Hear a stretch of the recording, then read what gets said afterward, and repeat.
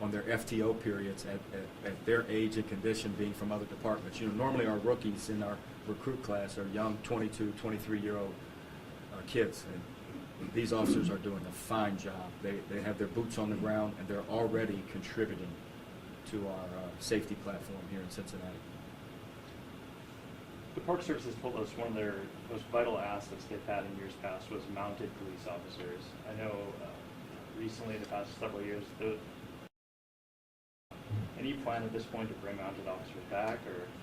We do have a plan that we're reviewing as we speak on the mounted patrol.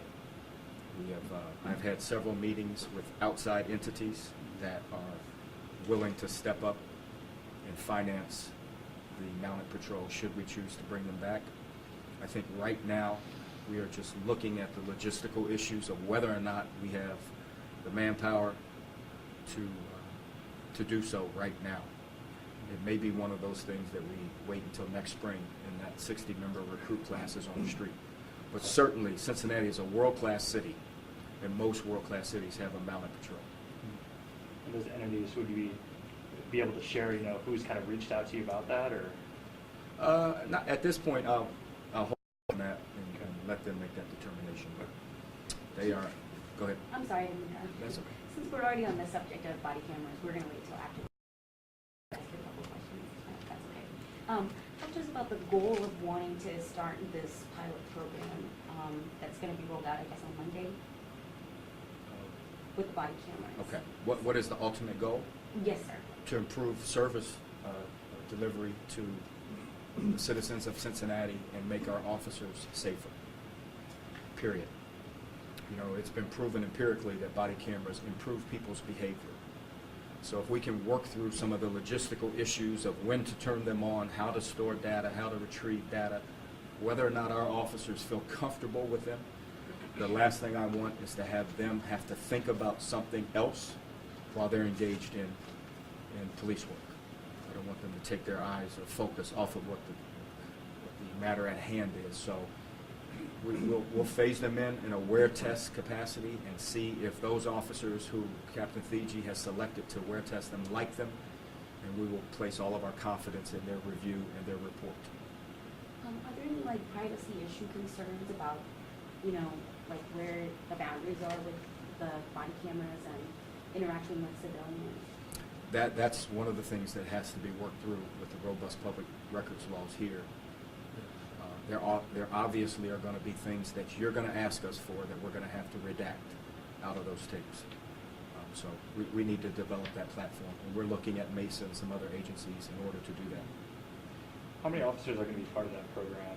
Is that something they volunteered for or were asked to participate in? No, they volunteered, and there are 12 officers that are going to be doing. We have 2 separate vendors that we're looking at. I remember, I'm old enough to remember when cruiser cams were new, and there was a fair amount of resistance from officers. How are they feeling about body cams? Probably the same way they felt about dash cams. Cops are really reluctant to change, as most organizations are. So, but it's something that we have a responsibility to at least explore to see if it can make us better. That's our goal. How will the video be used? Is it something that's going to be randomly pulled in terms of quality control, if you will, for officers? Is this something that would be pulled if a problem arises? What would be the plan to how that on-officer cameras would be? Well, obviously the first use would be to help in criminal prosecution. Right. Domestic violence and other things like that. I cannot imagine a platform under my leadership where we would just randomly look at tapes to look for quality control. Okay. We trust our cops to do a good job. We know they do a good job, and when complaints come in, we will deal with those complaints appropriately. Mm-hmm. But the last thing you want to do is randomly review stuff and just look for infractions. I don't believe that's proper. What kind of internal changes have you made as far as administrative changes? Wow, we made a lot. We've expanded our traffic unit. We developed quality of life teams. Many of the officers you see behind us, we put a 2-officer team on each of the 5 districts to work on community problem-oriented policing projects. We created that cold case liaison position. We reconstituted SERV and stood SERV back up. In fact, we have call-ins this week. We created a legal liaison lieutenant's position. And we're looking at some other changes as well.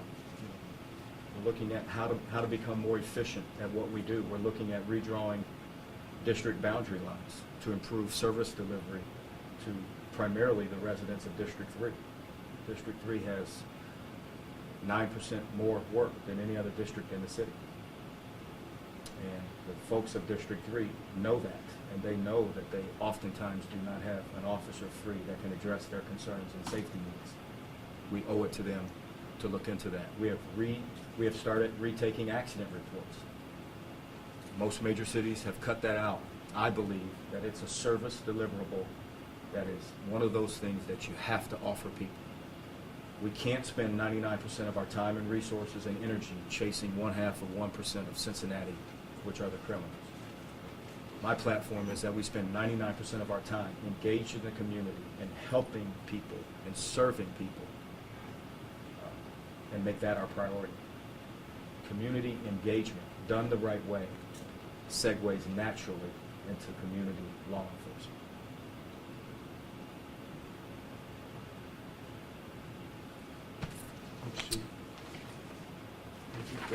Thanks for your time. And if you have any questions, I have several officers here. I have members of my external advisory board, community members, everyone knows Iris. I have people here that are willing to share what they think. Feel free to ask them anything you want. And I just want to close by saying thank you for coming and covering this, and appreciate all that you do for us here at CPD.